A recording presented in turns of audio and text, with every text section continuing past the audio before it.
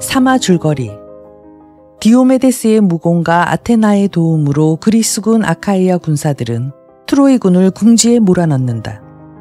디오메데스는 선두에 서서 만나는 병사들을 모조리 물리친 후 메넬라오스를 부상 입힌 판다로스와 그를 지원하는 아이네아스와 대결한다.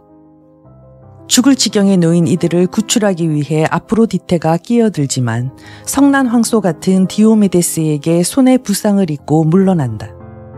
아이네아스는 결국 아폴론에 의해 구출되고 아폴론은 아테나가 잠시 전장을 비운 틈을 타 트로이군의 활기를 불어넣는다. 또한 아레스가 트로이군의 편에 서서 아카이아군을 궁지에 몰아넣는다. 이를 지켜본 헤라는 다시 아테나를 시켜 아카이아군을 돕도록 하고 디오메데스는 여신 아테나의 힘을 등에 업고 아레스와 맞붙어 싸운다.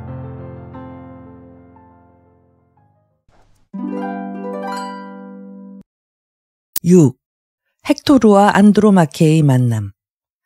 한편 무서운 전투에 메아리는 트로이 군대와 아카이아 군대만의 접전으로 일관되어 여기저기서 청동촉을 단 날카로운 창이 서로의 가슴을 노려 날아가는 가운데 시모에이스와 크산도스강 사이의 평원위로 싸움은 옮겨갔다. 먼저 아카이아 편의 텔라몬의 아들 아이아스가 트로이 측의 전열을 돌파하여 자기 편 무사들에게 광명을 주었다. 트로이 군대의 트라키아 부대에서도 달리 비견할 데 없는 용사를 쓰러뜨렸기 때문이었다. 에우소로스의 아들 아카마스라고 하는 기상도 씩씩하고 키도 큰 무사였는데 선수를 써서 말총장식을 단 투구의 별을 찍어 그 이마에 창을 꽂아버리자 뼛속으로 청동창 끝이 꿰뚫고 들어가 순식간에 어둠이 두 눈을 휘덮고 말았다. 또 악실로스를 목소리도 용맹한 디오메데스가 죽였다. 테우트라노스의 아들로 경치도 아름다운 도시 아리스베에 사는 살림도 풍족하고 모든 사람들이 친애하는 자였다. 그러나 그 사람들도 이때는 누구 하나 그 앞에 버티고 서서 그의 처참한 최후를 막아주려는 사람이 없었으며 마침 말고삐를 잡고 전차를 따라가고 있던 그의 종자 칼레시오스 두 사람이 함께 목숨을 잃었다. 또 에우리알로스는 드레소스와 오펙티오스를 무찌른 뒤 곧장 아이세포스와 페다소스를 뒤쫓았다. 이들은 옛날 아바르바레의 셈에 사는 님프가 영예도 드높은 부콜리온에게 낳아준 자식들이었다. 부콜리온은 인물이 잘난 라오메돈의 아들이었으며 나이 순으로 보아서는 맏아들이 되었으나 은밀한 인연으로 어머니에게서 태어났다. 그리하여 산 위에서 양을 치고 있는 동안 셈의 요정 님프와 사랑하게 되고 님프는 이오코 쌍둥이를 낳았던 것이다. 이 두 아들의 목숨과 수족을 지금 메키스테우스의 아들이 가볍게 꺾은 뒤 두 어깨에서 갑주 제구까지 벗겨가 버렸다. 아스티알로스를 싸움에서는 조금도 망설이지 않는 폴리포이테스가 쓰러뜨렸으며 오디세우스는 청동의 창으로 페르코테에서 온 피디테스를 그리고 테우크로스는 용감한 아레타온을 무찔렀다. 네스토르의 아들 안틸로코스는 번쩍이는 창으로 아블레로스를, 무사들의 군주 아가멤논은 엘리토스를 쓰러뜨렸다. 레이토스는 달아나는 필라코스를 쫓아가서 죽이고 에우리필로스는 멜란디오스를 무찔렀다. 그리고 또 아드레스토스를 목소리도 용맹한 메넬라오스가 생포한 경위를 보자 전차를 끄는 두 필의 말이 평야를 이리저리 달아나다가 눅스버들 가지에 걸려 전차의 멍에째 끝이 부러지는 바람에 마른 겁에 질려 우왕좌왕 달아나는 다른 병사들의 뒤를 따라 달려가 버렸다. 아드레스토스는 전차 위에서 바퀴 옆으로 굴러떨어져 모래땅에 입을 쳐박고 엎어져서 나뒹굴었다. 그 곁으로 아트레우스의 아들 메넬라오스가 기다란 그림자를 끄는 창을 쥐고 달려가자 아드레스토스는 적의 무릎에 매달리며 애원하여 말하기를 제발 사로잡아 주시오. 아트레우스의 아들이요. 그리고 당신은 그에 합당한 내 몸값을 충분히 받도록 하시오. 나의 아버지는 부유하여 많은 제보가 집안에 가득 있소. 만일 내가 아카이아 군의 배 안에 그냥 살아있다는 소식을 듣게만 되면 청동이든 황금이든 혹은 온갖 기교를 붙인 새부치든 그 속에서 헤아릴 수 없이 많은 보상금을 사례조로 드릴 것이오. 이렇게 말하며 메넬라오스에게 열심히 호소하여 설득시키려 애를 썼다. 그리하여 그가 드디어 아카이아군의 재빠른 배가 매여 있는 곳으로 그를 데리고 가려고 종자에게 인계하려 하는데 아가멤논이 그곳에 달려와 나무라며 말하기를 어찌 그리 마음이 약한가 메넬라오스여. 어째서 그대는 또 이런 자들의 일을 걱정하는가. 트로이인들이 고향에서 그대에게 더없이 훌륭한 행동이라도 했단 말인가. 그 하나라도 우리들의 손으로 엄한 최후를 맞게 하지 않고는 둘 수가 없다. 어머니가 배 안에 가진 태아라고 하더라도 사내 아이라면 그 애도 살려두지 못한다. 모두 함께 일리오스에서 사멸시키자. 묻을 것도 없이 흔적도 없이. 올바른 일이라고 이렇게 설득함으로써 그는 아우의 마음을 바꾸게 했다.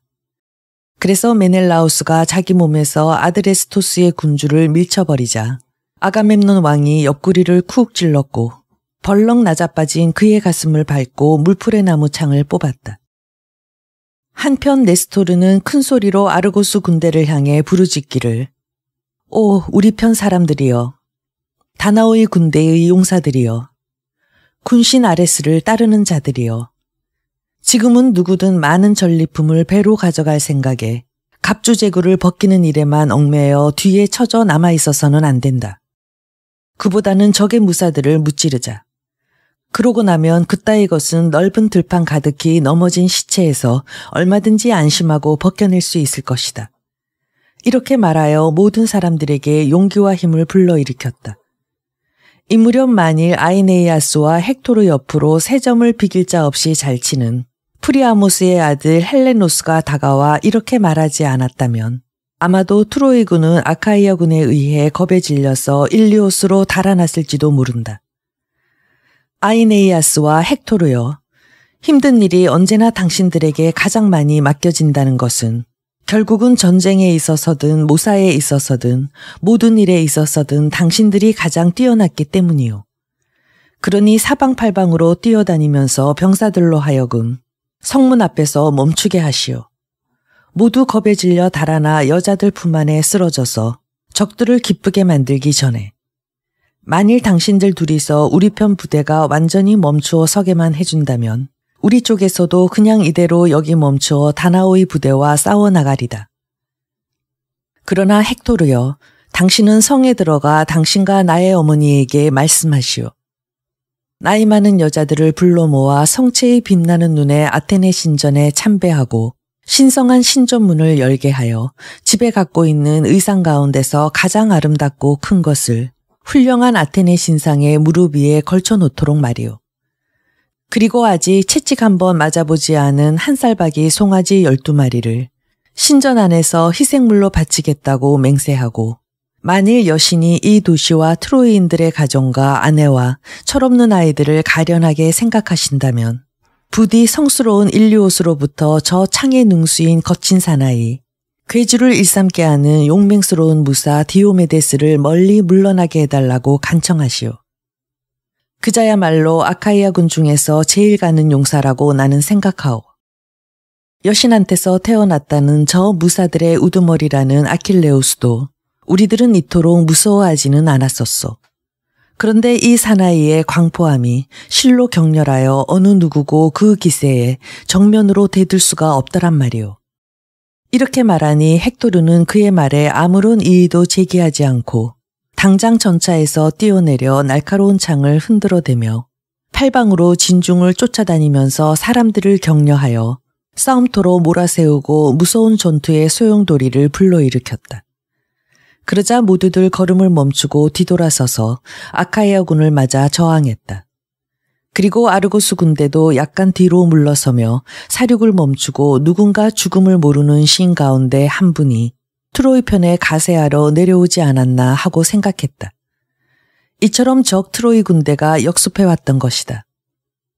다시 헥토르가 커다란 소리로 트로이 군대를 격려하여 말하기를 힘차게 일어선 트로이의 군사여, 세상에 널리 그 이름을 떨친 원군 여러분들이여, 씩씩한 우리 편 동지들이여, 내가 지금부터 일리오스로 돌아가 장로들과 우리들의 아내들에게 여러 신에게 기도를 올리며 훌륭한 희생물을 바칠 것을 맹세케 하고 돌아오는 그동안 기세도 굳건한 무용을 발휘하기를 잊지 않도록 명심해 주기 바란다. 이렇게 외치고는 투구를 번쩍이며 헥토르는 떠나갔는데 그 몸 좌우와 두 발꿈치 및 목덜미가 방패의 가장자리를 빙 둘러 단을댄 검은 빛깔의 두꺼운 가죽으로 가려져 있었다. 한편 히폴로코스의 아들 글라우코스와 티데우스의 아들 디오메데스는 양쪽 진영의 한가운데쯤으로 서로 일전을 벌일 기세로 달려나갔다. 이윽고 서로 상대편을 향해 달려가서 가까워졌을 때 선수를 쳐서 먼저 목소리도 우롱찬 디오메데스가 상대방을 향해 소리치기를 대체 그대는 어떠한 사람인가? 무사에게 영광을 주는 싸움 속에서 한 번도 본 적이 없구나. 지금 보건대 그대는 아무튼 호담스러운 점에 있어서는 어느 누구보다도 훨씬 뛰어나 있다. 그러나 그림자를 길게 끄는 나의 창을 기다리고 있다는 점에 있어서는 불운한 부모의 아들이다. 만일 그대가 불사의 신 가운데 한 분으로 하늘에서 내려왔다면 나로서는 하늘 위 계시는 신들과 싸울 생각은 조금도 없다. 왜냐하면 저 드리아스의 아들인 용맹스럽기로 이름난 리코르코스조차도 오래 목숨을 부지하지 못했기 때문이다. 그는 세상에서 다 알듯이 하늘의 신들과 다투어 어떤 때는 미쳐 날뛰는 디오니소스의 유모들을 신성한 미사의 은산맥을 통해 뒤쫓았다. 그 여자들은 모든 사람을 죽이는 리코르고스의 소잡는 도기에 맞아 제사의 연장들을 땅에 떨어뜨렸다. 그러자 디오니소스도 겁에 질려 대양의 파도 사이에 숨어 가라앉는 것을 테티스가 받아 무서움에 떠는 그를 품에 안아주었다. 그자가 퍼붓는 욕설에 이 신은 어쩔 줄 몰라 하며 떨고 있었기 때문이다. 그래서 오래도록 안락의 삶을 누리고 있는 신들은 그를 미워하여 먼저 크로노스의 아들 제우스가 그를 장님으로 만들어버렸으며 죽음을 두려워하지 않는 나머지 모든 신들에게도 미움을 사고 있었으므로 그 뒤 오래 목숨을 부지하지도 못했다. 그러니 나도 복을 누리는 신들과 싸우고 싶지는 않다. 그러나 만일 그대가 누구이든 땅의 수확을 먹고 사는 인간에 속한 자라면 좀 더 가까이 오라. 한결빠르게 최후의 순간으로 도달할 수 있도록. 이에 대해 말하기를 티데우스의 아들이여 기상이 높은 그대는 어째서 나의 신원을 따지고 묻는가. 때로는 바람이 불어와 나뭇잎을 땅 위에 흩뿌리지만 또 한편으로는 숲속에서 무성하게 자라 나뭇잎을 왕성하게 하고 봄의 계절을 맞는다. 그와 마찬가지로 인간 세상도 한편에서는 태어나고 한편에서는 멸망해가는 법이다. 그러나 만일 그대가 그런 것을 알고자 한다면 우리 집안을 자세히 이야기하리라. 말을 기르는 아르고스의 중심부에 에피레라는 도시가 있다. 그곳에 시시포스라는 인간 가운데 가장 지혜로운 사람이 있었다. 그가 얻은 아들이 글라우코스이며 글라우코스가 또한 인품이 뛰어난 벨레로폰테스를 낳았다. 신은 그에게 수려하고 아름다운 용모를 주었다. 그 때문에 프로이토스가 가슴속에 은밀히 흉계를 꾸며 아르고스 사람들의 향리에서 쫓아내버렸다. 제우스가 그로 하여금 프로이토스의 왕홀 아래 복종시켰기 때문이었다. 그가 쫓겨난 원인은 이렇다. 프로이토스의 아내인 존귀한 안테이아가 그에게 홀딱 반하여 남몰래 욕심을 채우려 했으나 벨레로 폰테스는 무용도 뛰어났을 뿐 아니라 지조 또한 바르고 굳었으므로 조금도 그녀의 말을 들으려 하지 않았다. 그래서 여자는 거짓말을 지어내어 프로이토스 왕에게 거짓으로 고하기를 프로이토스님, 그대가 죽어버리시든지 아니면 벨레로 폰테스를 죽여주세요. 제가 싫다고 하는데도 자꾸만 살을 썩자고 조르는거려. 이렇듯 엄청난 이야기를 듣자 끓어오르는 분노가 왕을 사로잡았다. 그래도 죽이는 것만은 삼갔다. 마음이 꺼림칙했기 때문이다. 그래서 리키에에 글을 보내며 겹으로 접은 널빤지에 갖가지 흉측스러운 부첩을 새겨서 들고 가게 했다. 목숨을 해치는 흉계를 여러 가지 적은 것인데 그러면 그것을 보고 그를 죽일 것이 틀림없었다. 그것을 왕의 장인에게 가져가서 보이도록 명령한 것이었다. 그리하여 그는 리키에를 향하여 여러 신들의 비호를 받으며 나아갔다. 이윽고 리키에의 크산도스 강이 흐르는 곳에 이르렀을 때 광대한 리키에의 영주는 그를 진심으로 융숭하게 대접하여 9일 동안 향응을 베풀고 9마리의 소를 잡았다. 그러다가 10일째 되던 날 아침 장밋빛 손을 펴는 새벽이 찾아왔을 때 왕이 그에게 묻기를 사위 프로이토스한테서 들고 온 것이 있으면 그것을 내놓으라고 요구했다. 마침내 사위가 준 그 사악한 부첩을 받아들자 왕은 우선 저 무섭고 강대한 키마이라를 죽이고 오라고 그에게 명령했다. 그 괴물은 신의 부류에 속하는 것으로 앞모습은 사자, 뒷모습은 큰 구렁이, 가운데는 암사냥의 모습을 가졌고 훨훨 타는 무서운 불꽃을 입에서 토해내고 있었는데 그것을 그는 신들이 내려주는 영검한 조짐의 힘으로 때려 죽였다. 그러자 왕은 다시 명성을 멀리까지 떨치고 있는 솔리모이족과 싸우고 오라고 명령했다. 이 싸움이야말로 그가 참가한 것 가운데 가장 격렬한 무사들의 전투였다고 한다. 또 남자도 못 당하는 아마존의 여군을 무찔렀다. 그런데 그가 돌아오자 또다시 빈틈없는 간계를 꾸며 광대한 리키의 땅에서 골라낸 용사들을 그가 오는 길목에 매복시켜 놓았다. 그러나 그 사람들은 두 번 다시 집에 돌아오지 않았다. 인품이 뛰어난 벨레로폰테스가 그들을 모두 죽여버렸기 때문이다. 이리하여 마침내 그가 진실로 신의 아들인 용사라는 것을 깨닫게 되자 국왕은 그대로 그를 머물게 하여 자기의 딸과 인연을 맺어주고 자기가 간직하고 있는 모든 위엄과 권리의 절반을 그에게 나누어 주었다. 그러자 리키의 사람들도 다른 사람보다 월등하게 훌륭한 장원을 골라 나무며 전답이며 나무랄 데 없는 토지를 그의 소유로 주었던 것이다. 그 공주는 무용이 뛰어난 벨레로폰테스에 의해 새 아이를 가졌으니 바로 이산드로스와 히폴로코스와 라오다메이아가 그들이다. 이 라오다메이아를 전지전능하신 제우스가 사랑하여 신과도 균줄 만한 청동의 갑주를 두른 샤르페돈을 낳게 했던 것이다. 그러나 벨레로폰테스는 결국은 모든 신들의 미움을 사게 되어 멀리 사람들과 떨어져서 알레이온의 들판을 비탄에 잠겨 홀로 방황하였다. 또 그의 아들 이산드로스는 전쟁에 실증을 낼 줄 모르는 군신 아레스를 위해 세상에 이름난 솔리모이족과 싸우다가 죽었으며 남은 공주 라우다메이아는 황금의 고삐를 잡는 아르테미스 여신의 노여움을 받아 죽어버렸다. 그러나 히폴로코스야말로 나의 아버지며 나를 이 트로이로 보내셨는데 떠날 무렵 여러 가지 지시를 해주시며 언제나 용감하게 싸워 공을 세우고 모든 면에서 늘 뛰어나 조상 대대의 가문에 욕되지 않도록 하여야 한다고 타이르셨다. 우리 집안 조상은 에피레에서도 광대한 리키에에서 무쌍의 용사라고 일컬어졌으니까.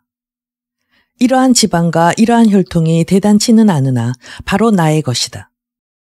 이렇게 말하자 목소리도 우렁찬 디오메데스는 매우 기뻐하며 손에 쥐고 있던 긴 창을 생물을 풍부하게 기르는 대지에 쿡 찍어 세우고는 마음을 녹이는 부드러운 말투로 병사들의 주의자 굴라우코스에게 말하기를 그렇다면 그대와 나는 오랜 옛날부터 조상 대대로 매우 친근한 집안이 되는 셈이다. 그러기에 존귀한 오이네우스는 지난날 영에도 드높은 벨레로폰테스를 자기 집에 머물게 하여 20일 동안 빈객으로서 대접했다고 한다. 그래서 두 사람은 서로 훌륭한 물건을 선물로 교환해 가졌다. 오이네우스는 진홍색으로 물들인 복대를 선사하고 벨레로폰테스는 두 기가 달린 황금잔을 선사했다고 한다. 그 잔을 나는 지금도 집에 가지고 있다. 그러나 나는 지금 아버지 티데우스를 기억하지 못한다. 내가 너무나 어릴 때 집을 떠나 아카이아의 병사들이 테베에서 전사했을 무렵의 이야기이기 때문이다. 그러니 지금은 내가 그대를 위해 유숙할 수 있도록 친밀한 주인 노릇을 해줄 것이고 내가 만일 그쪽 나라에 간다면 그대가 주인이 되어줄 것이 아닌가. 이제 우리 서로의 창을 피하기로 하자. 전쟁의 소용돌이 속이라 하더라도 말이다. 신이 용서해 주신다면 아직 나에게는 트로이 군대 속에도 멀리까지 이름이 난 원군의 병사 중에도 죽일 자가 많다. 그리고 그대 또한 아카이아 군대 속에 죽일 만한 자가 많이 있을 줄 안다. 그러니 우리 주변의 사람들이 우리가 조상 대대로 절친한 사이임을 자랑하고 있다는 것을 잘 알 수 있도록 우리 서로 갑주제구를 선사하기로 하자. 이렇게 두 사람은 통성명을 한 후 마차에서 동시에 뛰어내려 서로 손을 맞잡고 오랜 우위를 두터이 했다. 이즈음 또다시 클로노스의 아들 제우스가 글라우코스의 분별을 흐리게 해버렸는지 그는 티데우스의 아들 디오메데스에게 그가 준 청동갑주 대신 황금으로 만든 것을 주고 소 9마리 값어치 대신 100마리 값어치의 물건을 선사했다. 한편 헥토르가 스카이아의 문과 떡갈나무가 서 있는 곳에 이르자 그를 둘러싸고 트로이 사람들의 아내와 딸들이 우르르 몰려왔다. 그리고 저마다 자기 자식들과 형제들 혹은 친척들과 남편들의 소식을 묻는 것이었다.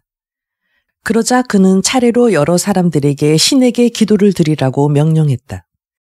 그리고 이윽고 프리아무스의 특히 화려한 성관에 이르니 그곳에 반드르하게 다듬은 주랑을 갖춘 성관 안에는 잘 다듬은 돌로 꾸민 50개의 안방이 가지런히 만들어져 있었다.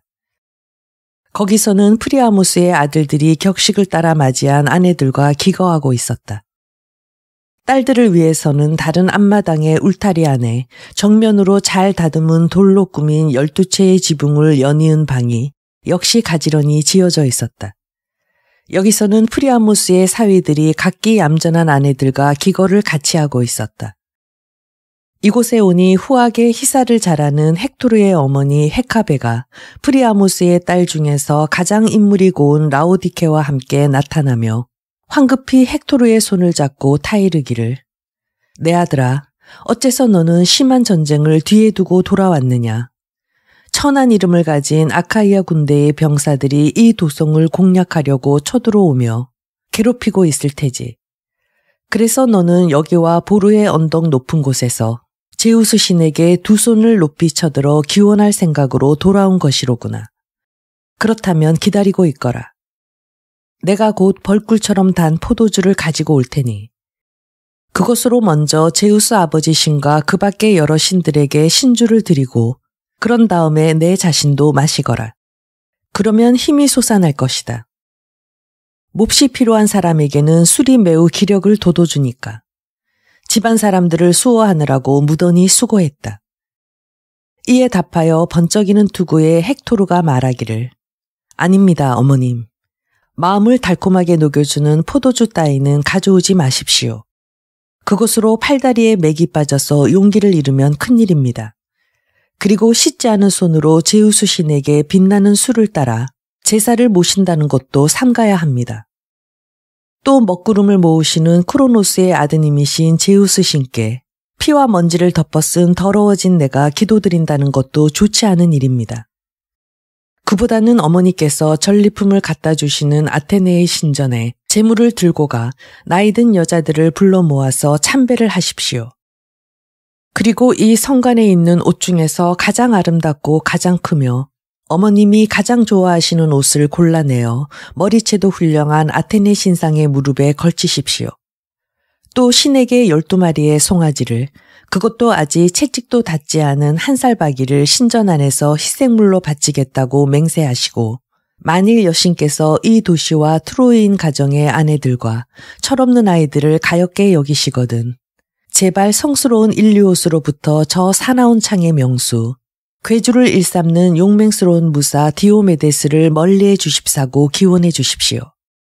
아무튼 어머님께서는 지금 전리품을 갖다 주시는 아테네 신전으로 가십시오. 저는 알렉산드로스를 찾으러 나가겠습니다. 그를 불러내어 내 말을 듣겠는가를 물어보고 싶습니다. 올림포스에 계시는 제우스 신은 트로이 사람들이나 기상이 높은 프리아무스 그리고 그 자식들에게 있어서 엄청난 재앙의 근원으로서 알렉산드로스를 기르셨습니다. 만일 그 녀석이 저승으로 가는 것을 본다면 반드시 저도 가슴에 갠 쓰라린 한탄이 말끔히 가셔버린 듯한 느낌을 갖게 될 것입니다. 이렇게 말하자 헤카페는 성관 안으로 걸음을 옮겨 시녀들에게 지시를 했다. 그러자 그들은 온 도시 안에서 연공을 쌓은 여자들을 모아왔다. 한편 여왕은 몸소 커다란 광 안으로 들어갔는데 거기에는 갖가지 온갖 기술을 다 부려서 만든 피륙과 옷이 간직되어 있었다.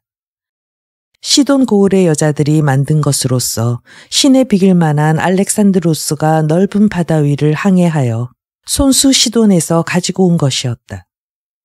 바로 훌륭한 아버지를 가진 헬레네를 데리고 온 바다 여행 때의 일이다.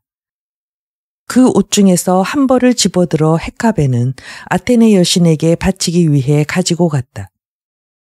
여러 옷 가운데서도 가장 호화롭게 기교를 부린 아름다운 옷으로 그 크기도 뛰어났고 별처럼 빛났으며 다른 것보다 가장 깊숙이 간직해둔 것이었다. 드디어 그녀가 나아가자 많은 늙은 시녀들이 그 뒤를 따라 부지런히 걸어갔다.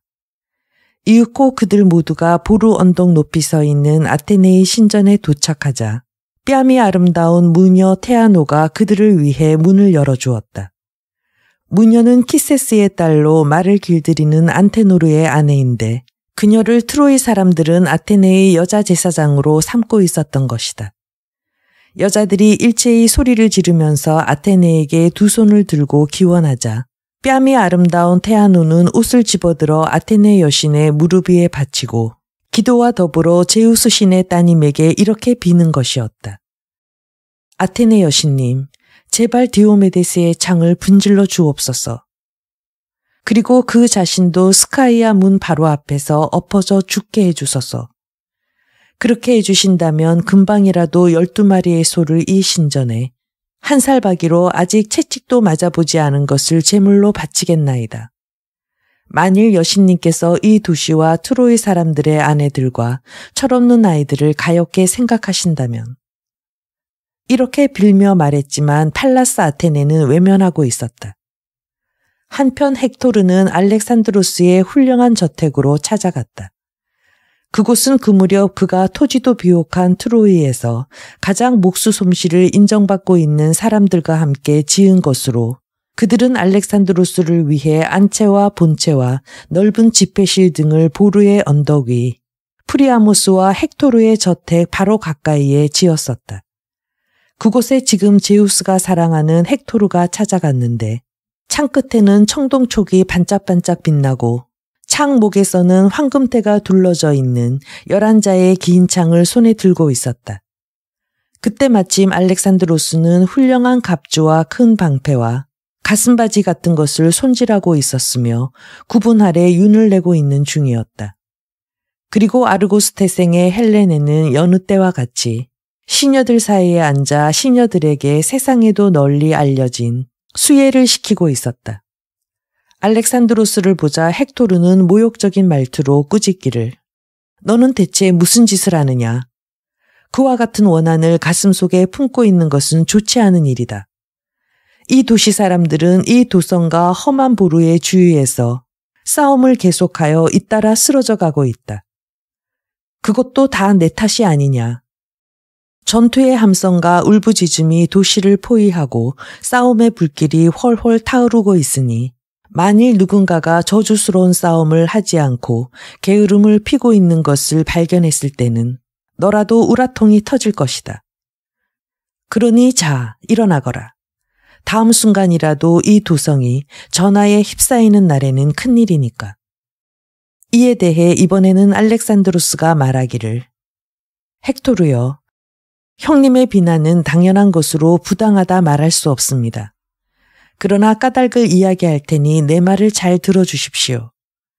내가 이렇듯 물러나 있는 까닭은 결코 내 쪽에서 트로이 사람들을 그렇게 심하게 분격해 하거나 원망하여 안방 구석에 처박혀 있었던 것이 아니라 오히려 내 가슴 속에 쓰라림을 깨물고 있을 생각이었던 겁니다.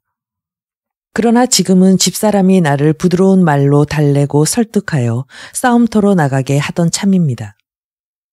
나 자신도 그 편이 좋을 것 같은 생각이 들고요. 승리라는 것은 그때그때 상황으로 옮겨가는 것이니까. 그러니 조금만 더 기다려 주십시오. 싸움에 나갈 갑주를 입을 테니까요. 아니면 먼저 가시렵니까? 그러면 제가 뒤쫓아 갈 테니까요. 능히 따라갈 수 있을 겁니다. 이렇게 말했으나 번쩍이는 투구의 헥토르는 이에 대해 아무런 대꾸도 하지 않았다. 한편 헬레네는 그를 향해 정답고 부드러운 말을 건네기를 시아주버님, 이렇게 말씀드리는 저는 수치를 모르는 암캐와도 같이 재앙을 가져오는 무서운 여자랍니다. 이런 모든 일이 일어나기 전 우리 어머니가 저를 낳으셨을 때 바람의 나쁜 숨결이 그날로 저를 험한 산골짜기나 우렁차게 울리는 바다의 파도 사이로 낚아채 갔더라면 좋았을 것을 그랬습니다. 그게 아니고 신들이 이와 같은 환난이 있어야 한다고 정해주신 일이라면, 그렇다면 저는 좀 더 훌륭한 무사의 아내가 되고 싶었습니다. 그런데 저희는 아직도 확고한 마음가짐이 되어 있지 않고 앞으로도 있을 것 같지 않습니다. 그러므로 마땅히 그러한 응보를 받지 않을까 생각하고 있지요. 아무튼 자, 지금은 우선 들어오세요. 그리고 이 대자에 앉으세요. 시아주버님은 정말 이 하찮은 저와 알렉산드로스가 저지른 잘못 때문에 무거운 짐을 지고 계십니다. 하지만 우리들은 제우스님께서 비운을 내려주셨기 때문에 후세 사람들의 입에 두고두고 오르내리게 될 거예요. 이에 대해 이번에는 번쩍이는 투구에 헥토르가 대답하여 말하기를, 나를 안치려고 하지 마오, 헬레네여. 벌써부터 나의 마음은 트로이 사람들을 수호하여 싸우라고 재촉하고 있기 때문이요. 내가 떠나왔기 때문에 모든 병사들은 내가 얼른 돌아오기를 고대하고 있다오.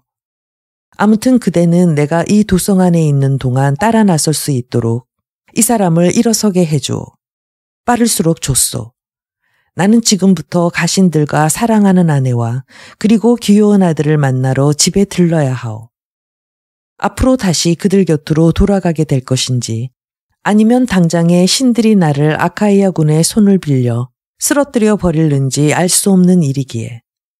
이렇게 말을 마치고 번쩍이는 투구의 헥토르는 그 자리를 떠나 곧 훌륭한 자기 성간에 도착했다.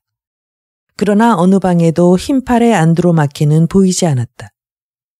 그녀는 아이와 아름다운 옷을 입은 시녀를 데리고 눈물을 흘리면서 높은 망루에 올라가 서 있었던 것이다. 헥토르는 깊은 높은 아내가 집안에 보이지 않자 떠나려고 문지방에 발을 멈추고 시녀들을 향해 말하기를, 자, 시녀들이여, 확실한 이야기를 해다오. 어느 쪽으로 흰팔의 안드로마케가 나갔는가? 나의 누이 집인가? 아니면 아름답게 차려입은 개수시 중에 한 사람을 찾아갔는가? 아니면 다른 트로이 부인들이 현명한 여신의 마음을 달래려고 기도를 올리고 있는 아테네님의 신전으로 나갔는가? 이에 대해 이번에는 충실하게 가사를 돌보는 늙은 시녀가 말하기를, 헥토르님, 특별히 어디 누이님이나 아름답게 차려입은 아우님의 부인들을 찾아가신 것도 아니고 아테네님의 신전에 가신 것도 아닙니다. 마님께서는 트로이 군세가 고전에 빠진 데 반해 아카이아 편은 대단히 우세하다는 소식을 들으시고 그야말로 부랴부랴 일리오스의 높은 성벽을 향해서 달려가셨습니다. 유모가 아기를 안고 따라가기는 했습니다만. 가사를 맡아보는 충직한 시녀가 말을 끝내자 헥토르는 황급히 집을 달려나가서 먼저 온 길을 다시 되돌아 잘 닦여진 한 길을 걸어나갔다. 그리하여 큰 도성을 가로질러 스카이아 문에 이른 후 그 문을 지나서 들판으로 막 나가려 하는 참에 그의 아내인 에티온의 딸 안드로마케가 저쪽에서 그를 향해 달려왔다. 그 뒤를 어여쁜 갓난아기를 아는 유모가 따랐다. 헥토르는 순결한 하늘의 별에도 견줄 만한 그 귀여운 아들을 스카만드리오스라 이름 지었다. 그러나 다른 사람들은 곧잘 아스티아 낙스라 불렀다. 왜냐하면 헥토르가 일리오스를 수호하고 있었기 때문이다. 아무튼 이때 헥토르가 말없이 아이를 들여다보며 미소를 지으니 안드로마케는 그 옆에 다가서서 눈물을 흘리며 남편의 손을 꼭 잡고 말하기를, 사랑하는 낭군님, 당신의 그 용맹스러움이 파멸의 원인이 되는 거예요. 게다가 아직 철없는 이 젖먹이도 불행한 이 몸도 조금도 가엾게 생각지 않으시는 모양이지요. 지금 당장이라도 아카이아 군이 일제히 공격해와서 당신의 목숨을 빼앗게 되면 이제 곧 당신을 빼앗기고 가부가 될 터인데 당신을 잃느니보다 차라리 제가 땅속으로 들어가는 편이 낫겠어요. 만일 당신이 최후를 맞으시면 오직 비탄만 남을 것이니 앞으로 달리 무슨 위안이 있겠어요. 게다가 저는 아버님도 어머님도 안 계시니 말이에요. 우리 아버님은 킬리키아인들의 훌륭한 도성, 저 높은 성문을 가진 테베를 공략한 무렵에 저 용감한 아킬레우스의 손에 돌아가셨어요. 하지만 그 사람은 아버님을 죽이기는 했어도 갑주까지 벗겨가지는 않았습니다.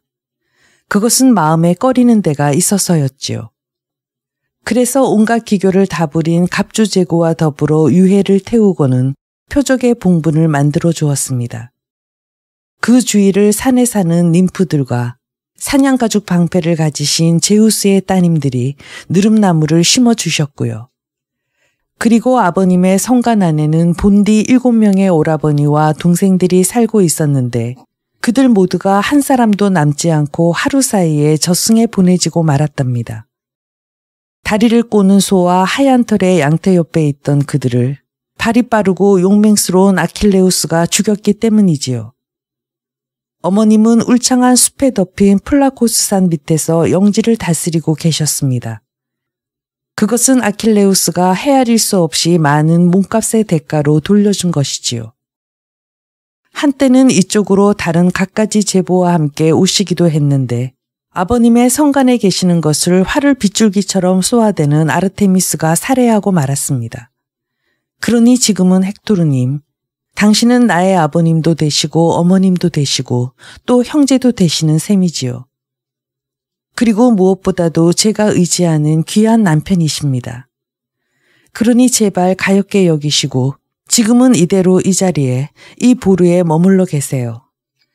제발 이 어린 것을 고아로 저를 과부로 만들지 말아주세요. 병사들은 저 무화과 나무 곁에 두어두세요. 거기가 성벽에 올라가기도 가장 쉽고 성벽에 대한 공격을 받기도 쉬운 곳이니까요. 이미 3번이나 아이아스를 둘러싼 용사들과 매우 이름난 이도메네우스, 그리고 아트레우스 집안의 왕들과 티데우스의 용감한 아들 디오메데스의 동료 등이 대거 몰려 쳐들어오려고 했답니다. 누군가 점 잘 치는 사람이 그들에게 가르쳐 주었거나 아니면 그 사람들이 스스로 알아채고 재촉하여 지시했는지도 모르겠어요. 이에 대해 이번에는 번쩍이는 투구의 대헥토르가 말하기를 여보, 나도 그러한 것은 다 알고 있다오. 그러나 만일 내가 싸움을 떠나 일부러 달아나서 숨어있는 듯이 보여서는 큰일이오. 내 마음이 그것을 허락하지 않소. 옛날부터 언제나 용감하게 행동하고 트로이 군대의 선두에서 싸우도록 그리고 아버님이나 나 자신을 위해서 빛나는 영광을 차지할 수 있도록 배워왔으니 말이오. 물론 나도 머리로뿐만 아니라 뱃속으로도 잘 알고 있소. 언젠가 이 거룩한 일리오스도 프리아모스도 그 프리아모스의 물풀의 나무 창도 훌륭한 병사들도 멸망에 사라져버릴 날이 오리라는 것을. 그러나 그 트로이 사람들이 뒷날에 받을 괴로움은 그다지 마음에 걸리지는 않소. 어머님 헤카베의 비탄도 아버님 프리아모스 왕이나 형제들의 고난도 결국은 적의 무사들 손에 살해되어 흙먼지 속에 덮여지겠지. 그러나 그것조차도 그대가 받을 고통만큼 마음에 걸리지는 않는단 말이오. 누군지도 모를 청동 갑옷을 입은 아카이아의 무사가 눈물에 젖은 그대의 자유로운 나날을 빼앗고 억지로 노예로 끌고 가게 되면 아르고스에 살면서 다른 여자의 지시로 배를 짜게 될는지 아니면 메세이스나 휘페리아의 샘에서 물을 길어 나르게 될는지 지독한 모욕을 한 몸에 받으면서 냉엄한 운명에 이끌리게 될는지 모르기 때문이요. 그리고 또 언젠가는 그대가 밤낮 눈물에 젖은 것을 보고서 저 여자가 그 헥토르의 아내다. 옛날 일리오스를 포위하고 있었을 때 말을 길들이는 트로이군 중에서도 용사로 이름났고 언제나 공훈을 세운 사나이였지. 이렇게 말하는 사람들이 있어서 그대에게 새삼스레 굴종의 날을 막아주던 그토록 훌륭한 남편을 잃은 쓰라린 생각을 품게 할지도 모르오. 그러나 그 무렵에 나는 이미 죽어서 봉분의 무덤 아래 있을게요. 그대의 비명을 듣기 전 그대가 끌려가는 것을 알기 전에 말이오. 이렇게 말하고 영광에 빛나는 헥토르는 자기 아이를 향해서 손을 내밀었으나 아이는 오히려 그리워하던 아버지의 복장, 청동에 값주며 말총을 세운 앞장식이 투구 꼭대기에서 늘어져 무시무시하게 흔들리고 있는 광경에 질려 단단히 띠를 졸라맨 유모의 품 안으로 소리를 지르며 몸을 피했다. 그러자 사랑하는 아버지도 어머니인 안드로마케도 웃음을 터뜨렸다. 영광에 빛나는 헥토르는 곧 머리에서 투구를 벗고는 땅바닥에 내려놓았다. 그리고 그는 귀여운 자기 아기에게 입을 맞춘 뒤 두 손으로 안아 올리고는 제우스 대신과 그 밖의 신들에게 기원하여 말하기를 제우스 신과 그 밖의 여러 신들이여 부디 여기 있는 저의 이 아이에게도 저와 마찬가지로 트로이 사람들 사이에서 이름을 떨치고 무용에도 뛰어난 일리오스를 힘차게 통치해 나갈 수 있도록 해주소서. 또 그가 전쟁에서 돌아오는 것을 보고 모든 사람들이 칭송하도록 해주소서. 정말 이 사나이는 제 아버지보다 훨씬 훌륭한 무사로구나 하고 그리하여 적의 무사들을 무찌르고 피에 젖은 전리품을 들고 돌아와 제 어머니를 기쁘게 하도록 해주소서. 이렇게 말하고 사랑하는 아내의 발에다 자기 아이를 내려놓았다. 그녀는 아기를 향기 그윽한 품에 안고 눈물을 글썽이며 미소를 지었다. 남편은 그 모습을 보고 가련해져서 손으로 쓰다듬으며 이름을 불러 말하기를 딱한 사람이군. 제발 너무 가슴 아파하며 탄식하지 말아주오. 아직은 아무도 나를 주어진 수명에서 빗나가 저승에 보내려고 하지는 않소. 게다가 죽음의 운명이라는 것은 어떤 자라도 인간인 이상 모면할 수 없는 법이요. 그러니 집으로 돌아가서 배를 짜든가 실을 잣든가 그대가 맡은 일을 하도록 하오. 싸움은 사나이들이 모두 맡아 할 테니 일리오스에 태어난 자들이 말이요. 이렇게 말하고 나서 영광에 빛나는 헥토르가 말총장식을 단 투구를 집어드니 사랑하는 아내도 눈물을 비오듯 흘리면서 몇 번이나 뒤돌아보며 성간 쪽으로 걸음을 옮겨갔다. 그리하여 곧 안드로마케는 훌륭한 성간에 이르러 안으로 들어가니 많은 시녀들이 그녀를 맞이했다. 그 시녀들 가운데 누구 하나 그녀를 바라보며 애도의 울음을 터뜨리지 않은 사람이 없었다. 이 헥토르가 아직 살아있는데도 집에서는 벌써 여자들이 울음을 터뜨리고 있는 것이다. 그도 그럴 것이 아무도 이제 헥토르가 싸움터에서 그리고 아카이아 군대의 무용에서 끝까지 벗어나 집에 돌아올 수 있다고는 도저히 생각할 수 없었기 때문이다. 한편 알렉산드로스는 대들보도 드높은 성간 안에서 청동을 정교하게 다듬어 만든 세상에 이름난 갑주를 다 입고 나더니 우물쭈물하지 않고 거리를 가로질러 마치 외양간에 매여있던 줌마가 구유통의 보리를 실컷 먹고 나서 줄을 끊고 넓은 평원이를 말굽소리도 상쾌하게 달려가듯이 재빠른 걸음걸이로 달려나갔다. 마치 그와 같이 프리아모스의 아들 알렉산드로스는 페르가모스의 보루 위에서 찬연히 빛나는 태양처럼 갑주로 온몸을 번쩍이면서 날쌔게 달려내려갔다. 큰 소리로 웃으면서 잽상걸음을 옮겨놓자 얼마 안 가서 막 자기 아내와 무척 정다운 이야기를 나눈 후 떠나려고 하는 그의 형 헥토르를 만났다. 그를 향해 먼저 신처럼 보이는 알렉산드로스가 말을 건네기를 형님, 아마도 퍽 바쁘게 떠나셔야 할 걸 제가 지체를 하시게 했나 봅니다. 미안합니다. 이르시는 대로 바로 오지 않았어. 이에 번쩍이는 투구에 헥토르가 대답하여 말하기를 우스운 소리를 다 하는구나. 누구든 제대로 된 무사라면 싸움에 있어서 너의 활약을 경시하지 않을 것이다. 그러나 나는 단지 내가 자기 스스로의 생각으로 전쟁에 참가하려 하지 않고 게으름을 피울 뿐이기 때문에 가슴속에 쓰라린 생각을 하지 않을 수 없는 것이다. 너에 대해서 트로이 사람들이 갖가지 모욕적인 말을 하고 있기 때문이다. 그들은 모두 너로 말미암아 무척 고생들을 하고 있지 않느냐. 그래, 아무튼 이제 가보자. 그러한 일은 언제나 나중에 어떤 형태로든 보상을 할 수 있을 테지. 트로이의 향리에서 정강이 바지도 훌륭한 아카이아 군대를 몰아낸 다음 하늘 위에 영원히 사시는 신들에게 자유를 축하하는 술을 빚는 독을 성관 한가운데에 차려놓고 바칠 수 있도록 하자. 다행히 제우스가 언젠가 우리에게 허용해 주신다면. 7. 헥토르와 아이아스의 결투. 시체를 거두는 대목. 이렇게 말하면서 영광에 빛나는 헥토르가 밖으로 달려나가니 아우인 알렉산드로스도 함께 달려나갔다. 두 사람 다 사기가 등등했다. 마치 바람을 무척이나 고대하고 있는 선원들을 향해 하느님이 순풍을 보내주시듯이 그러한 모양으로 두 사람은 트로이 군대가 기다리고 있는 곳에 나타났다. 이윽고 그들은 아르고스군을 무찔러 나갔다. 그들 가운데 하나는 아레이토스 왕의 아들로 아르네의 성간을 지니고 살던 메네스티오스였으며 곤봉을 쓰는 아레이토스와 암소눈을 한 필로메두사가 낳은 아들이었다. 헥토르는 또 에이오네우스를 날카로운 창으로 먹덜미의 투구 가장자리 밑을 찔렀는데 팔다리가 축 늘어지며 쓰러져 버렸다. 또 히포로코스의 아들인 류키에군의 장군 글라우코스는 힘겨운 공방전 끝에 이파노스를 기다랗고 날카로운 창으로 찔렀다. 이 덱시오스의 아들이 잽산말에 올라타는 순간 어깨를 찌른 것이다. 그리하여 그는 마차에서 땅으로 떨어지면서 팔다리가 축 늘어져 버렸다. 이 두 사람이 아르고스 군세를 격렬한 공방전 속에서 마구 무찔러 나가는 것을 발견한 여신 아테네는 올림포스의 봉우리에서 내려와 성스러운 일리오스로 향했다.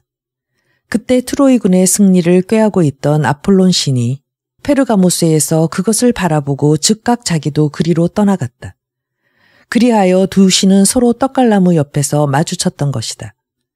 먼저 여신에게 제우스의 아들 아폴론이 입을 열어 말하기를 제우스 아버지 신의 따님이여 무엇을 하러 그대는 또 길을 쓰고 올림포스를 내려오셨나요?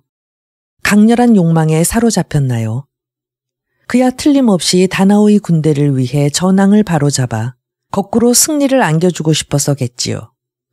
트로이 편이 죽는 것은 아예 불쌍하게 여기지도 않고 말이요. 그보다는 내 말을 들어보시오. 그 편이 훨씬 나을 테니까. 오늘은 우선 싸움도 사륙도 모두 중지시킵시다. 일리오스의 최후를 확인할 때까지 이 도시를 완전히 멸망시키는 것이 그대들 불사의 여신들의 염원이라면 나중에 얼마든지 싸울 수 있을 테니 오늘은 이만 휴전합시다. 이에 대해 이번에는 빛나는 눈의 여신 아테네가 말하기를 그렇게 합시다. 궁술의 신이여. 나도 그런 생각으로 올림포스에서 내려와 트로이군과 아카이아군 사이로 온 것입니다. 그런데 무사들의 싸움을 어떻게 중지시킬 생각이시지요? 이에 답하여 이번에는 제우스의 아들 아폴론이 말하기를 저 용감한 헥토르를 세웁시다. 먼저 다나오이 군대 중에서 누군가 무섭게 맞붙어 겨루도록 1대1의 결투에 불러내도록 합시다. 그러면 그들은 간담이 서늘해져서 청동에 정강이 바지를 댄 아카이아 군의 누군가를 내세워 용감한 헥토르와 싸우게 할 것입니다. 이렇게 말하자 빛나는 눈의 여신 아테네도 이의 없이 동의했다. 이 신들의 계획을 프리아모스의 사랑하는 아들인 헬레노스가 예감으로 알았다. 그래서 헥토르 옆으로 다가가 그에게 말을 건네기를 헥토르여, 프리아모스의 아들인 형님께서는 제우스에 못지않은 지혜를 갖고 계시지만 지금은 동생인 제 말씀을 들으십시오.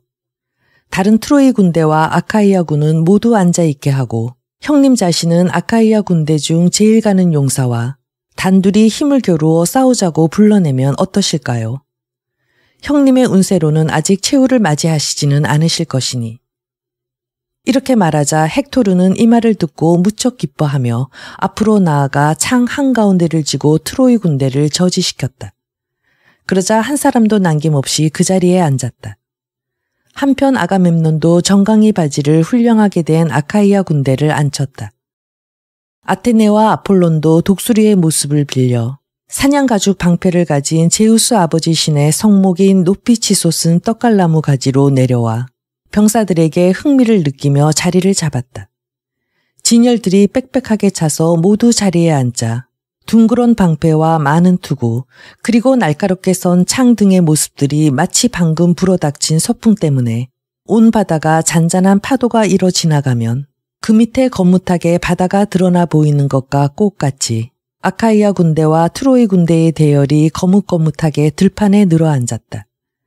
그때 헥토르가 양군 사이에 나아가서 말하기를 트로이 군도 정강이 바지를 훌륭하게 된 아카이아 군도 마음속에서 스스로 우러나오는 내 말을 들어다오. 먼저 번 맹세는 제우스 신이 지키게 해주시지 않고 있고 양군에 대해서 악의에 찬 계책만을 꾸미고 계신 것이다. 그대들이 훌륭한 막루를 많이 가지고 있는 트로이 성을 함락시키든지 아니면 거꾸로 바다를 건너는 배 옆에서 그대 자신들이 괴멸할 때까지 말이다. 그러나 아카이아의 모든 곳에서 온 용사들 가운데는 지금 이 자리에서 나와 싸우고 싶어 무용이 일어나는 사람도 있을 것이다. 그러한 무사는 이리로 나와다오. 용감한 헥토르의 적수로서. 그래서 나는 이렇게 선언한다. 제우스가 우리들을 위해 증인이 되어 만일 나를 그 사람이 가느다란 청동창 끝으로 쓰러뜨릴 경우 갑주는 벗겨서 가운데가 깊숙한 배로 갖고 가도 좋다. 그러나 나의 시체는 집으로 가지고 가도록 해주기 바란다. 그러면 죽은 나를 트로이의 사나이들과 그 아내들이 몰려와 화장해 줄 것이니까. 그러나 만약에 아폴론 신께서 영광을 나에게 주시어 내가 그자를 쓰러뜨렸을 경우에는 갑주를 벗겨 성스러운 일리옷으로 들고 가서 궁술의 신 아폴론의 신전벽에 걸기로 하겠다. 그 시체는 단단히 노젓는 자리가 마련된 배로 돌려주마. 그자를 긴 머리에 아카이아 군이 약을 바른 뒤 그를 위해 넓은 헬레스폰토스의 해안에 무덤을 만들어줄 수 있도록 말이다. 그리하여 언젠가는 후세에 태어난 인간들의 그 누군가가 노고리를 많이 단 배를 타고 포도주빛 바다를 건너가면서 이렇게 말하리라. 저거야말로 아득한 옛날 여기서 최후를 마친 무사의 무덤이다. 그 옛날 영에도 드높은 헥토르가 죽인 사나이의 것이다. 이렇게 언젠가 말할 사람도 있으리라. 그러면 나의 영광도 사라져버리는 일이 없으리라. 이렇게 말하니 모두 일제히 숨을 죽이고 조용해졌다. 거절하는 것은 수치인 줄 알지만 받아들이기가 무서웠기 때문이다. 이윽고 한참 지난 뒤 메넬라오스가 일어서서 모두를 비난하며 잔소리를 했다. 하기야 그도 마음속으로는 한숨을 쉬고 있었지만 그대들은 큰 소리를 뻥뻥 쳐놓고 이제는 아카이아의 사나이가 아닌 여자가 되려 하는가. 이것은 두고두고 커다란 치욕이 되겠구나. 만일 다나오이 군 중에서 누군가가 헥토르를 상대하러 나아가지 않는다면 말이다. 차라리 모두 고스란히 앉은 채로 각자 그 자리에서 기력도 영에도 잃고 물과 흙이 되어버리면 좋을 것을. 그렇다면 그를 향해 내 자신이 갑옷을 입고 나가겠다. 아무튼 승부의 줄은 하늘에서 영원히 사시는 신들의 손에 의해 조종되고 있는 것이니까. 이렇게 말하고 그는 훌륭한 갑주를 몸에 걸쳤다. 이때 만일 아카이아의 대장들이 일어서서 붙잡지 않았다면 메넬라오스는 그보다 훨씬 용감한 헥토르에 의해 죽음이 주어졌을지도 모른다. 아트레우스의 아들로 광대한 나라를 다스리는 아가멤논 자신 또한 그 오른손을 잡고 이름을 부르며 말하기를 제정신이 아니구나. 제우스의 옹호를 받는 메넬라오스여. 그러나 비록 마음에 들지 않더라도 꾹 참고 절대로 이런 제정신이 아닌 짓을 해서는 안 된다. 지기 싫어하는 성질만으로 그대보다 뛰어난 무사 헥토르와 싸울 생각을 가져서는 안 돼. 그것은 다른 자들도 뒷걸음질 치기 때문이다. 그대보다 훨씬 무용이 뛰어난 아킬레우스도 저 사나이와는 무사에게 영광을 주는 전쟁의 마당에서도 결투하기를 두려워했었다. 아무튼 부하들의 부대 사이로 가서 앉아 있어라. 저 사나이에 대해서는 다른 상대를 아카이아 군이 내세울 테니까.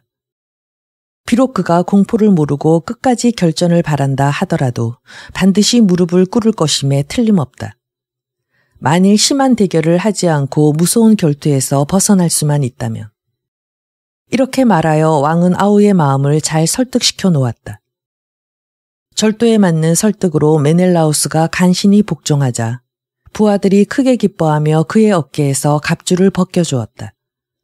한편 네스토르가 일어나서 아르고스 군세를 향해 말하기를 이 무슨 큰 근심이 아카이아 나라를 엄습해왔단 말인가.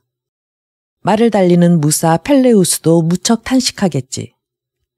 저 훌륭한 미르미돈 군의 상담력 그리고 웅변가로서도 이름난 그 사나이는 언젠가 나에게 물어보고 매우 기뻐했었는데 자기 성에서 아르고스인들의 집안이며 신분을 모두 물어보았을 때의 일이었다. 그러한 자들이 지금은 모두 헥토르의 위세가 겁이 나 목을 움츠리고 있다는 말을 들으면 아마도 불사의 여러 신들에게 자기 두 손을 내밀고 이 손발에서 혼백이 빠져나가 염라대왕의 궁전으로 가게 해달라고 빌 것이다. 아니, 제우스 아버지 신과 아테네와 아폴론의 여러 신들이요. 그 옛날 물결도 빠른 켈라돈의 강변에서 필로스의 군대와 창을 잘 쓰는 아르카디아 군세가 만나 결전을 벌였을 때와 같이 내가 다시 짊어질 수 있다면 좋으련만. 페이아의 성벽 옆에서 이아르다노스 강을 사이에 둔 싸움이었지. 그때 적군으로부터는 에레우탈리온이 선두에 나섰는데 두 어깨엔 아레이토스 왕의 갑옷을 걸치고 있었다. 그의 별명을 사나이들과 여자들은 철퇴의 무사라고 불렀다. 그 까닭은 그가 활과 화살 또는 긴 창을 들고 싸우는 것이 아니라 언제나 철퇴를 휘둘러 적진을 두들겨 부수었기 때문이다. 그러나 그 군주를 리코르고스가 간계로 죽이고 말았다. 정당한 대결로서가 아니라 극히 좁은 길의 함정에 빠뜨리게 함으로써 죽였는데 그곳은 그 철퇴도 몸의 파멸을 막아주는 구실은 하지 못하는 곳이었지. 다시 말해서 리코르고스가 선수를 써서 단창으로 몸뚱이 한가운데를 찌르자 뒤로 벌렁 땅바닥에 넘어지고 말았어. 이어 그 갑주제구를 벗겼는데 그것은 청동의 아레스 신이 내려주신 선물이었다. 그 뒤로부터 그는 언제나 그 갑주를 몸에 두르고 전쟁의 소동 속으로 나가곤 했었다. 그러다가 리코르고스가 성간 안에서 늙은이가 되었을 때 사랑하는 시종 에레우탈리온에게 입으라고 내려주었다. 그 갑주를 몸에 두르고 아군의 무용을 자랑하는 무사들에게 도전해온 것이야. 그런데 모두 몹시 겁이 나서 와들와들 떨고 있을 뿐 누구 하나 나아가서 싸우려고 하는 자가 없었으므로 혈기에 찬 나의 마음이 나를 부추겨서 싸우게 했던 것이다. 그것은 나 자신의 대담무쌍한 정신에서 한 일이었지만 나이는 그 중에서 제일 젊었다. 그리하여 그와 싸우지 않으면 안 되는 궁지에 빠지고 말았던 것이다. 바로 내가 말이다. 그런데 아테네가 영광을 내려주셨기 때문에 정말 그와 같이 뛰어나게 키도 크고 힘이 센 무사를 쓰러뜨릴 수가 있었던 것이다. 그야말로 그는 대단한 거구로 키도 몸집도 엄청나게 커서 꿈틀거리며 쓰러져 있었지.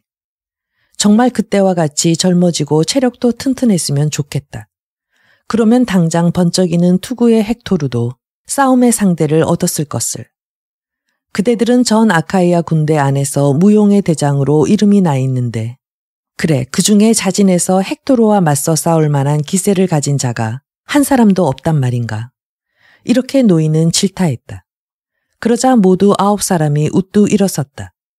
먼저 일어선 것은 무사들의 왕 아가멤논이었으며 이어 티데우스의 아들 디오메데스가 일어섰고 뒤따라 기세도 무서운 무용을 몸에 지닌 무사들인 두 아이아스 그리고 이도메네우스와 그의 부관이 동시에 일어섰다. 그는 메리오네스라고 하여 무사를 죽이는 대신 군신 에니알리오스에 비길 만한 사나이였다. 그 다음에는 에우아이몬의 훌륭한 아들인 에우리필로스가 일어섰다. 그리고 안드라이몬의 아들 토아스와 존귀한 오디세우스도 일어서서 모두 일제히 용감한 헥토르와 싸우겠다고 지원하는 것이었다. 그 사람들 사이에 서서 다시 게렌의 기사 네스토르가 말하기를 그러면 누가 맡을 것인가를 결정하게 제비뽑기를 하는 것이 좋겠다. 그 사나이야말로 정강이 바지를 훌륭하게 된 아카이아 사람들을 기쁘게 해줄 것이다. 게다가 그 자신도 격렬한 싸움과 무서운 사륙을 면하고 돌아가게 된다면 자기 자신의 마음도 매우 기쁘게 될 것이다. 이렇게 말하자 저마다 자기 제비에 표적을 하여 아트레우스의 아들 아가멤논의 투구 안에 던져 넣었다. 그리고 무사들은 기도를 올리려 신들을 향해 두 손을 높이 쳐들었다. 그리고 광대한 하늘을 우러러보며 그들은 이렇게 말하였다. 제우스 아버지 신이시여, 부디 제비를 아에아스나 티데우스의 아들 디오메데스 아니면 황금이 풍부한 미케네의 영주 자신이 뽑게 해주소서. 이렇게 기도했다. 그리하여 게렌의 기사 네스토르가 흔들어대니 바로 여러 사람이 바라던 인물의 제비가 투구 속에서 툭 튀어나왔다. 즉 아이아스의 것이었다. 그것을 전령이 들고 다니면서 군중 속을 오른쪽으로 움직이며 차례로 아카이아군의 장군들에게 보여주었다.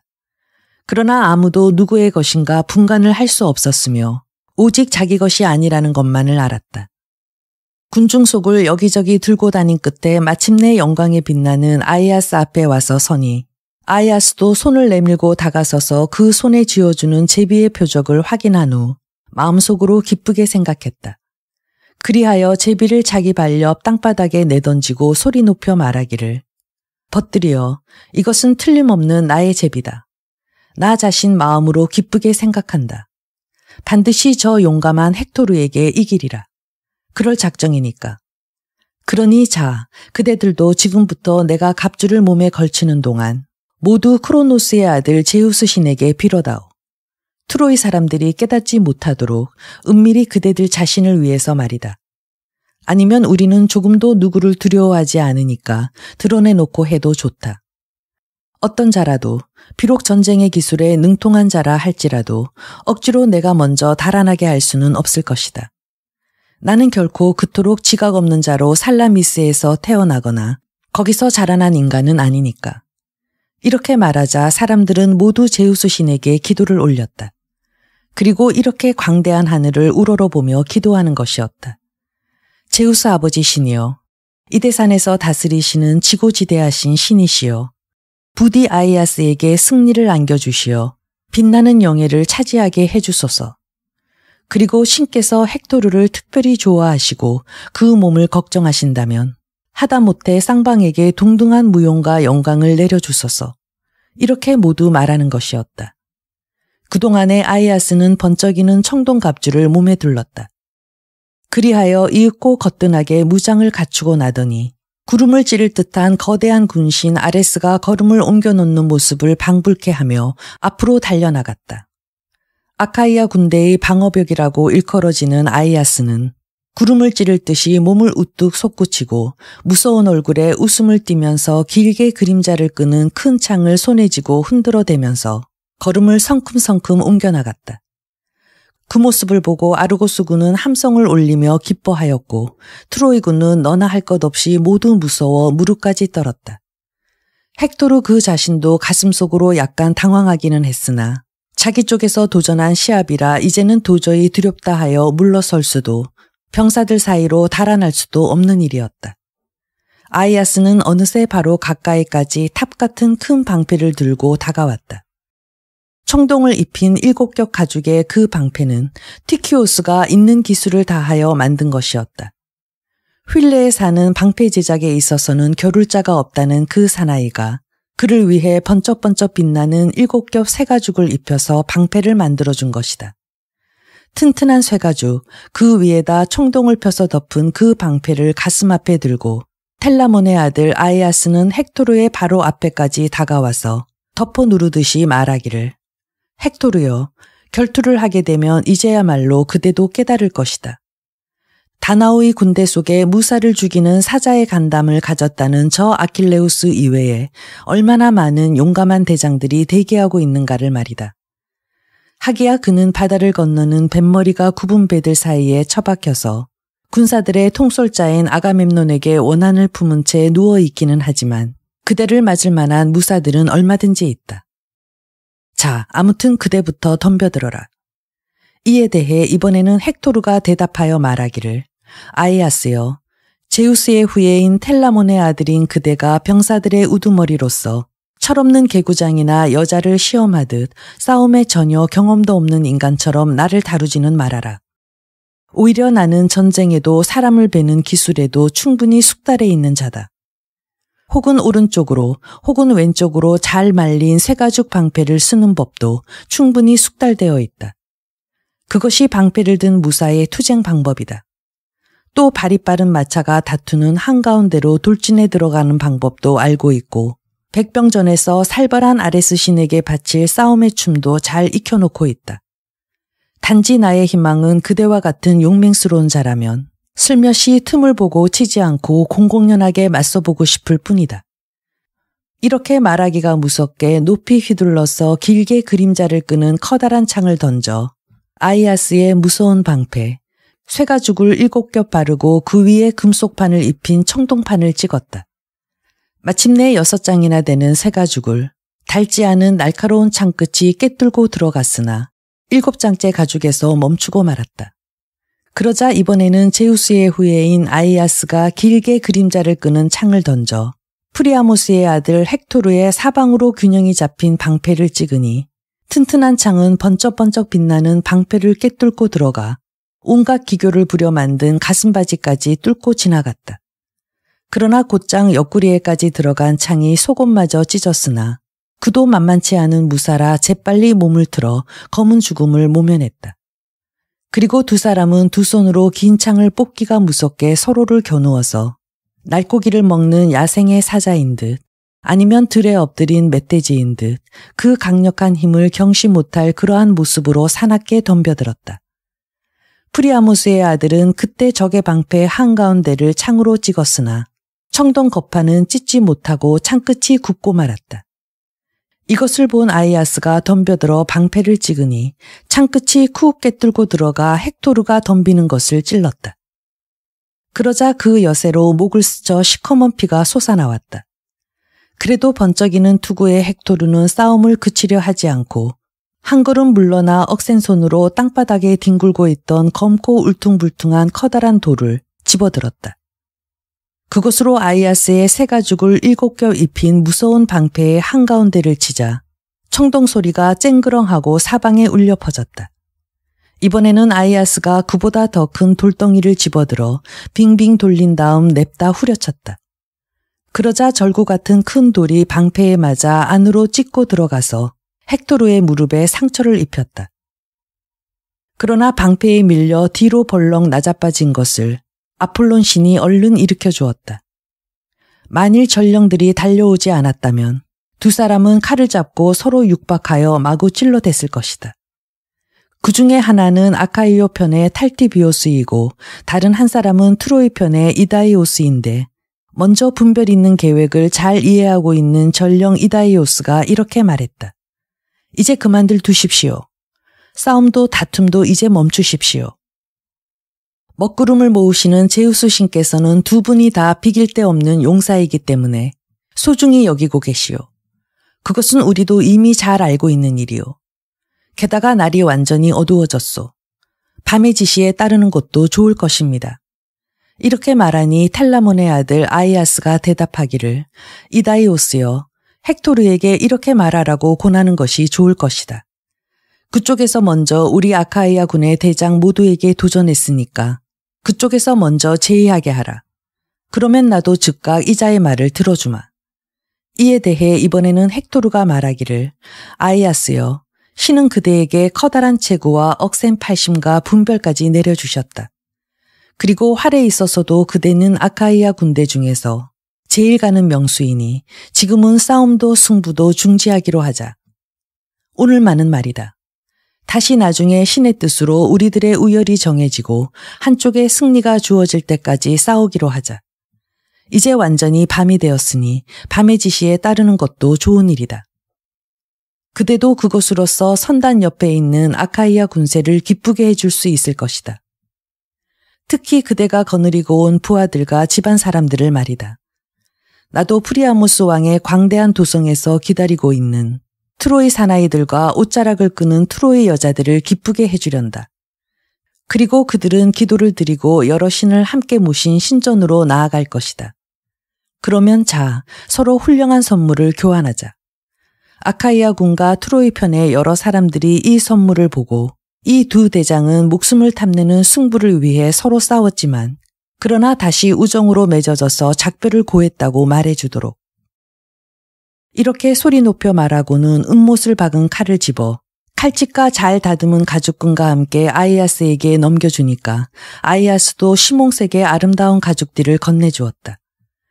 두 사람은 이와 같이 작별하여 이쪽은 아카이아 군대 속으로 돌아가고 저쪽 헥토르는 트로이 군사들이 몰려있는 속으로 돌아갔다. 이 광경을 보고 있던 사람들은 그가 아무 탈 없이 살아서 돌아온 것에 무척 기뻐했다. 그리고 곧 도성 쪽으로 안내해 갔다. 이쪽에서도 승리를 기뻐하며 아카이아 군사들이 아이아스를 고귀한 아가멤논 앞으로 안내해 갔다. 그리하여 모두 아트레우스의 아들의 진막 속으로 들어가자 무사들의 군주 아가멤논은 모든 대장들을 위해 5살 박이 황소를 위엄있고 존엄한 크로노스의 아들에게 바친 뒤 모두 그 가죽을 벗기고 말끔히 팔다리를 자르고는 솜씨 있게 잘라 썰어 많은 새꼬챙이에 꿰어 알뜰히 모두 불에 구워내었다. 이렇게 하여 일을 마치고 잔치 준비가 끝나자 모두 함께 식사를 시작했다. 넉넉한 음식에 마음이 흡족했다. 그래서 아트레우스의 아들 아가멤논 왕은 목에서부터 허리까지의 등심을 고스란히 아이아스에게 상으로 내려주었다. 이제 마시는 것도 먹는 것도 충분히 만족했을 때 모두를 위해 먼저 장로 네스토르가 앞장서서 계획을 제안했다. 그것은 이미 오래전부터 그의 의견이 가장 훌륭한 것으로 인정되어 있었기 때문인데 이 사람이 지금 모두를 위해서 회의 자리에 일어서서 말하기를 아트레우스의 아들과 그 밖의 모든 아카이아 군대의 대장들이여. 긴 머리의 아카이아 군사 중에도 전사한 자들이 많이 있어. 그들은 검은 피를 아름다운 물결의 스카만도루스 강변에 흩뿌렸으며 그 혼백은 모두 저승으로 가버렸다오. 그러니 주군께서는 날이 새거든 아카이아 군에게 전투를 잠시 중지시키는 것이 좋겠습니다. 그리고 모두 모여 이곳으로 죽은 자의 시체를 수레와 말과 나귀로 실어 나르도록 합시다. 그리고는 배에서 조금 떨어진 곳에서 시체에 불을 질러 태우도록 합시다. 우리들이 다시 고향으로 돌아갈 때 각자가 그들의 자식들에게 뼈라도 가져갈 수 있도록. 그리고 그 화장터 근처에 하나의 무덤을 만들고 거기에 의지해서 배와 우리들 자신을 방비하기 위한 흙을 높이 쌓아 방벽을 구축하도록 합시다. 그 방벽에는 여기저기 튼튼하게 문을 달고 말과 전차가 통과하도록 길을 닦읍시다. 또 그 바로 바깥쪽에는 깊은 참호를 파서 적군의 마차나 병사들을 그 언저리에서 막아내고 트로이 군사들이 당장 넘어들지 못하게 만듭시다. 이렇게 말하니 근처에 대기하고 있던 영주들도 모두 이에 찬성했다. 한편 일리오스의 도성 언덕 위에서는 트로이 사람들이 모임을 갖고 프리아모스의 성관문 옆에서 왁자하게 떠들어대고 있었다. 이를 향해 지혜와 분별이 뛰어난 안테노루가 먼저 일어나 말하기를 트로이 사람들도 다르다노이도 온군으로 달려온 동맹국의 여러분도 모두 들어보시오. 내 가슴속에서 말하라고 명령하는 일을 지금 이야기할 테니까. 지금부터 아르고스 태생의 헬레네를 제보와 함께 아테레우스의 아들들에게 데리고 가 넘겨주기로 합시다. 지금 우리들은 굳은 약속을 속이고 어겨서 그들과 싸우고 있는 것입니다. 그러니 이렇게 하지 않고서는 도저히 조그만 덕도 우리들이 얻는다고 기대할 수 없습니다. 그가 이렇게 말하고 자리에 앉자 헬레네의 남편인 알렉산드로스가 그에게 대답하여 위세 있는 말로써 응수하기를 안테노르여, 그대가 지금 권한 것은 전혀 나로서는 찬성할 수가 없다. 그러나 만일 그대가 진지하게 그런 말을 한 것이라면 신들이 손수 그대의 분별심을 잃게 한 것이라고밖에 말할 수 없다. 아무튼 나는 말을 길들이는 트로이 사람들에게 선언해 둔다. 아예 그러한 제안에는 거부한다. 절대로 내 아내는 돌려보내지 않겠다. 그러나 제보라면 아르고스에서 우리 집으로 가지고 온 것은 모두 돌려줄 테다. 게다가 내가 가진 것까지 더 보태주어도 상관없다. 알렉산드로스가 이렇게 말하고 앉자 이번에는 다르다누스의 후예인 프리아모스 왕이 일어섰다. 지혜에 있어서는 신에게도 지지 않을 것이라는 이 사람이 여러 사람들을 위해 일어서서 말하기를 트로이 사람들도 다르다노이도 원군으로 와 있는 동맹군 여러분도 내 가슴 속에서 말하라고 나에게 명령하는 나의 생각을 들어다오. 먼저 성중 사람들은 전과 마찬가지로 만찬을 마치고 감시를 게을리하지 말고 각자 불침번을 서다오. 그리고 새벽이 되거든 이다이오스를 가운데가 깊숙한 선단으로 파견해서 아트레우스의 아들 아가멤논과 메놀라오스에게 알렉산드로스가 방금 한 말을 전하게 하라. 그가 이 전쟁의 장본인이니까. 그리고 처절한 아우성으로 가득 찬 싸움을 죽은 자의 시체를 태울 때까지 멈추어 줄 수 없겠느냐고 확실한 제의를 하기로 하자. 나중에 다시 신의 뜻으로 우리들의 우열이 정해지고 한쪽에 승리가 지어질 때까지 싸우도록 할 테니까. 이렇게 말하자 그들은 모두 그의 말에 찬성했다. 그리고는 트로이 군대의 온 진영이 부대마다 만찬을 마쳤다. 한편 날이 새자마자 이다이오스는 가운데가 깊숙한 배가 있는 곳으로 나아가 아레스 신의 부하라는 다나오이 편 사람들이 아가멤논의 뱃머리 옆에서 의논을 하고 있는 곳에 이르렀다. 이다이오스는 여러 사람들의 한가운데로 들어가 목소리도 크게 말하기를 아트레우스 집안의 군주님과 온 아카이아 군대의 대장님들, 프리아모스 왕과 그 밖의 영예도 드높은 트로이의 여러분들에게서 전쟁의 장본인인 알렉산드로스의 말씀을 전하라는 명령을 받고 찾아왔습니다. 그것이 여러분들의 뜻에도 맞아 쾌히 승낙이라도 하실지 모른다는 생각에서입니다. 알렉산드로스는 배에 실어 트로이로 운반해온 제보를 고스란히 돌려드리고 게다가 집에 있는 것까지 여분으로 덧붙여드려도 좋다고 하십니다. 하지만 세상에 이름 높은 메넬라우스의 아내였던 부인은 돌려드릴 수 없다고 하십니다. 트로이 사람들은 돌려드리라고 권하고 있습니다만. 그리고 또 죽은 자의 시체를 태워버릴 때까지 처절한 아우성으로 가득 찬 싸움을 잠시 동안 멈춰줄 수 있는가를 제의하라고 했습니다. 그 뒤에 다시 신의 뜻으로 우리들의 우열이 정해지고 한쪽이 승리할 때까지 싸우기로 하면 어떻겠느냐는 말씀이십니다. 이렇게 말하자 사람들은 모두 조용히 입을 다물었다. 그러다가 잠시 뒤 목청도 우렁찬 디오메데스가 여러 사람들을 향해 말하기를 절대로 이제 와서 알렉산드로스한테서 제보 따위와 헬레네를 받을 수는 없다. 아무리 어리석은 자라도 이제 트로이 사람들에게는 파멸의 거문줄이 걸려있음은 잘 알고 있을 것이다. 이렇게 말하니 그 자리에 앉아있던 아카이아인의 아들들은 디오메데스가 하는 말에 감탄하여 일제히 함성을 질렀다. 이때 아가멤논 왕이 이다이오스를 보고 말하기를 이다이오스여, 그대는 직접 아카이아 사람들이 하는 말을 듣고 있는 것이요. 나도 같은 의견이요. 그러나 시체를 화장하는 일은 조금도 상관없을 줄 안다. 최후를 마친 사람들의 죽음에는 이제 아무런 원한도 없으니까. 죽은 뒤에는 재빨리 불로써 위로해 주는 것이 좋은 법. 그 증인은 제우스에게 맡기자. 이렇게 말하고 그는 호를 모든 신에게 받들어 보였다. 그리하여 이다이오스는 성스러운 일리오스로 다시 돌아왔다. 트로이 사람들과 다르다노이족은 모두 한자리에 모여 그가 돌아오기를 기다리며 집회의 자리에 앉아 있었다. 그는 돌아와 사람들의 한가운데에 가서 선 채 저쪽의 정가를 발표했다. 모두 채비를 하고 시체를 운반해오는 것과 장작을 가지고 오는 두 가지 일에 착수했다. 저편에서도 아르고스 군사가 노젓는 자리도 훌륭한 배에서 떠나와 시체를 나른다, 장작을 구한다 하고 법석을 떨었다. 태양은 전답 위에 빛을 던지며 조용히 일렁거리는 깊은 오케아노스 강에서 하늘로 치솟아 올라갔다. 그러나 시체를 일일이 분간하기도 쉬운 일이 아니었다. 물로 피투성이가 되어 말라붙은 피딱지를 씻어내리고 뜨거운 눈물을 뿌리면서 수레 위에 안아 올렸는데 위대한 프리아모스가 울부짖는 것을 허용하지 않아 모두 묵묵히 입을 다문 채 시체를 태우는 장작 위에 쌓아 올리고는 이윽고 불에 다 태운 뒤 성스러운 일리오스로 돌아갔다.